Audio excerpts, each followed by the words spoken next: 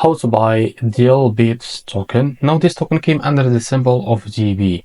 Now before we start, this is not financial advice. I'm not professional or economic expert. So before investing in any project that you find on my channel, please do your own research. And also, there is a referral code down in the description. You can get free money, rewards, and crypto with the best referral code. Simply use the code below. Find your account, enjoy the benefits. Check them out in the description. Now, before going on buy this token, make sure to check the REFERRAL account and keep following the updates about this token.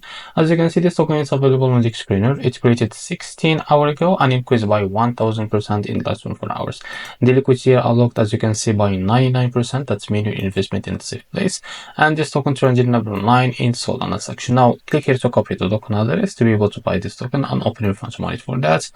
Now here click on swap and make sure that you have enough Solana in your wallet. Now click here, as you can see, and copy the token address.